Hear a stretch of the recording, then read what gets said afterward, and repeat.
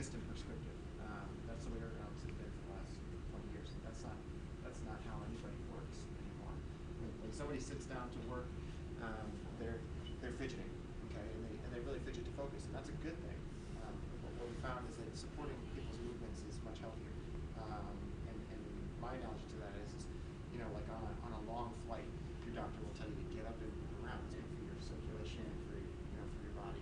So when you're working, you want to be in movement. You want to change your postures. You want to be able to maneuver and move into new postures to allow your body to circulate better. It's unusual in a task chair to have this kind of flexibility where that can be an arm. Yeah. Nobody's come up with that. Yeah, and so you know, to key in on some marketing work too, like holistic ergonomics, the idea of taking engineering ergonomics and cognitive ergonomics. And what I mean by that is the engineering ergonomics is, you know, just that. It's just like your ergonomics. You know, how large the surface area of the arm pad is, where that arm pad, the dimensions, where it goes.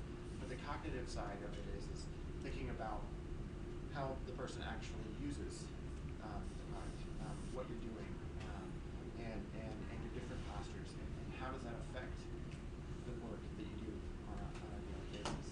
And so what you'll see in this chair, which is a drastic departure from what we've seen. Some of the features in the way it supports that is it's got, you know, a soft edge. Basically, this seat pad here. Flip the chair upside down. You'll notice. See these here? It's like a nest almost. Okay. So it's got 270 degrees of seat flex. So in whatever posture you take in the chair, there's a soft edge. Okay. So nothing's going to bite into you. What's important about that is that you're sitting in a chair for a long time, you can cut off your circulation. So this is giving so that you don't have any point where you're getting pressure that will cause your leg to go to sleep. Right. So, and you know, a lot of people love to do this. Yeah. So you can't do this if you have hard edges coming around the side of the chair. Or even sit backwards in the chair. Yeah. Or sit backwards in the chair. Obviously.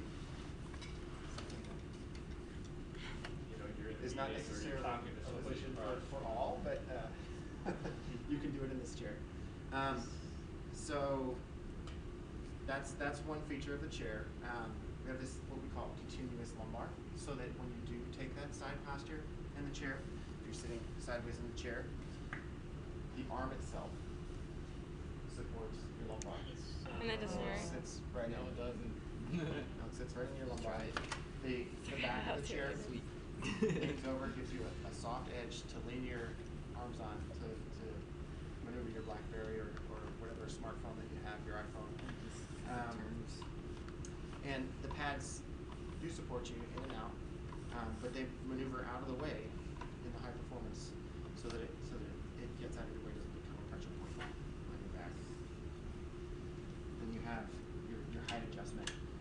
The arms are attached to the back because it allows you the ability to sit sideways. It also gives you a more generous sit because you had arms that were here to confine your sitting space. The material that's used, this is an elastomer material, and it's actually the same material that is used in the structure of the back. So molecularly, it's homogenized. I mean, it works well together. So cold to warm, it's going to expand and contract at the same rates. And this here, this structure is what allows the back to be able to do what it does, and also support you firmly in your lumbar region. And you'll notice here, when you sit back in the chair, it really hammocks you, so it gives you support across a wider range, but more evenly. Okay, so you don't have a lumbar support that's pressing into your back in just a certain area. Okay, which is really kind of unhealthy for you to have. A little bit more here. The structure of the seat, just like the life chair I was explaining a little bit earlier, but it's a counterbalance mechanism, and we've taken it a step further. Where we had two arms before on the life chair, we had metal arms that were hinged, have metal connectors and stuff like that. This is that elastomer material, and it works like leaf springs in a truck. So it's literally almost what we call solid state construction. There's no hinges or metal connectors or anything like that. It literally flexes. So when you sit in the chair, that piece there flexes. So you don't have to worry about things coming apart, springs starting to make noise, all of that craziness. Let's see here. Height adjustment. These levers right at the seat, so there's no searching, trying to find things. It's right there for you. You lift it, and it gives you your height adjustment. On the left-hand side, you have your seat depth adjustment. Okay. You do have an override, just like the life chair. You have like a high, medium, and a low adjustment for your tilt tension, but you never have to adjust any kind of knob underneath. So your weight is going to do that for you. When you sit in the chair, the tilt tension itself, your weight. I noticed that provides in that chair. Yeah. So it's a what we call a balancing mechanism. It helps to balance you. All the way down to the base here, you'll see that the base is made wide and flat, so that when you put your foot on it, nobody's going to roll their ankles. Nice. And the casters are low profile, so it's easy to get there. Okay, so it's no reaching for. People love to do that. There's no reason why you shouldn't be. Yes. It should be designed so that you can do it. Mhm. Okay. And it's a chameleon. It comes in 9 different colorways for the back. The seat you can get in leather or any old textile or textile company, so pretty much you can put anything on it.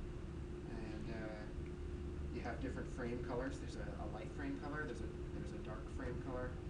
You can get light and dark plastic base, or you can get the aluminum base. So it's a chameleon in that sense. So a lot of new thought in ergonomics going in. What is the cost of the basic chair? Around 400 if you get basically the fixed arms, but if you it's not much to upgrade. You're talking about another $100 to get a fully loaded chair. I thought it'd be more than that. So did I. Yeah, same here. Yeah. Yeah, exactly. Yeah. At least like 1,200. I know. So if you get leather on the seat, leather Yeah. is leather's expensive, but it's leather makes it. It's not terribly expensive. What kind of discount will you give my students? Yeah. design discount is like 59%, I think. So. Wow. You're all Really? designers. Oh, that's 59? Yeah. No, the price I told you